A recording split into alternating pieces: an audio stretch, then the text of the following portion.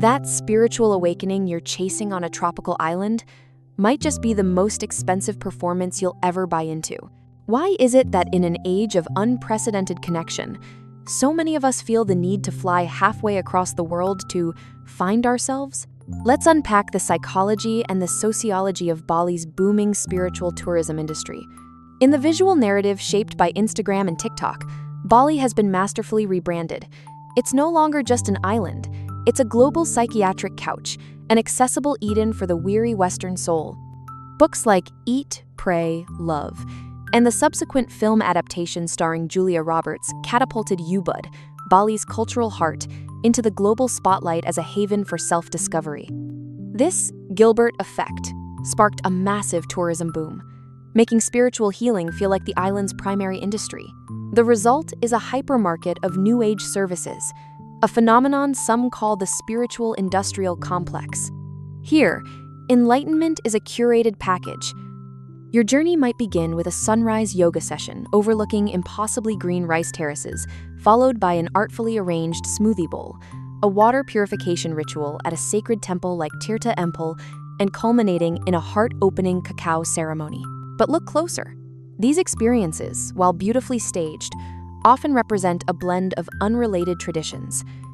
You might find yourself chanting ancient Indian Sanskrit mantras at a supposedly Mesoamerican cacao ceremony on a Hindu island, a cultural cocktail designed for maximum palatability and Instagrammability. This is what sociologists call the commodification of culture, where sacred rituals are transformed into marketable products. The authenticity tourists seek is often a carefully constructed performance, modified and shortened to fit Western expectations and retreat timelines. The picturesque temples and daily offerings of the Balinese become a free, added-value atmosphere, a backdrop for services often provided by non-Balinese practitioners for a global clientele. So, what drives this desperate search for spirituality in a foreign land? From a psychological perspective, it's a direct response to the pressures of modern Western society. Many people feel a sense of disconnection and a lack of meaning in their fast-paced, corporate, and technologically saturated lives. They yearn for what they perceive as an exotic, authentic, spiritual world far removed from their own. This search is rooted in a deep human need for what the psychologist Abraham Maslow called transcendence, the desire to connect to something beyond the self. In a society where traditional religious affiliation has declined for many, this spiritual impulse hasn't disappeared. It's just been redirected. We're still seeking, but now the path is often found through wellness trends and travel. However, this can lead to a phenomenon known as spiritual bypassing, a term coined by psychologist John Wellwood. It's the tendency to use spiritual ideas and practices to sidestep or avoid dealing with unresolved emotional issues and psychological wounds.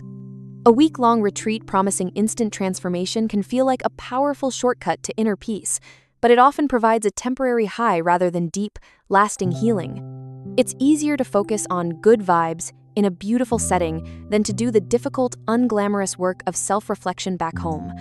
This isn't to judge the seeker. The impulse is genuine. The desire for a more meaningful life is one of the most powerful human drives. But the spiritual marketplace is designed to sell you a feeling of transformation, which is not the same as the arduous, lifelong process of becoming whole. And this brings us to the most crucial, and often invisible, part of this story: the contrast between the performance and the reality. While tourists participate in curated rituals, the true spiritual life of Bali unfolds quietly, woven into the very fabric of daily existence. For the Balinese, their unique form of Hinduism, known as Agama Hindu Dharma, is not a workshop or a retreat, it's a complete way of life. It begins at dawn, not with a yoga class for foreigners, but with the crafting of Kanang Sari, small, beautiful offerings of flowers, rice, and incense that are placed everywhere, every single day, to maintain balance and honor the divine.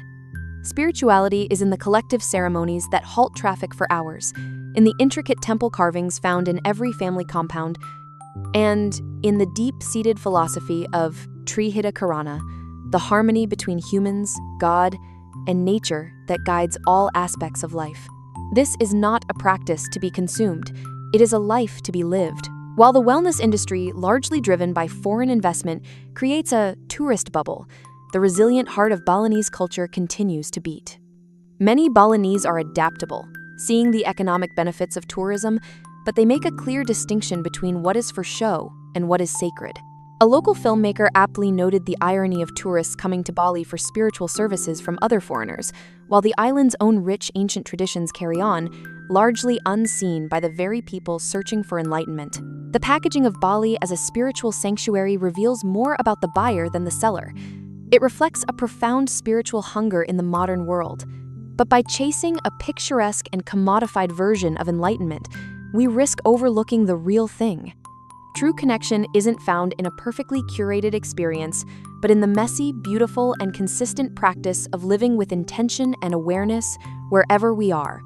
Perhaps the goal isn't to find ourselves in Bali, but to learn from the Balinese devotion to community, to nature, and to the unseen world, and bring that sense of balance and reverence back into our own daily lives. What are your thoughts on the commercialization of spiritual experiences? Share your perspective in the comments below. And if this resonated with you, follow for more insights into the psychology of our modern world.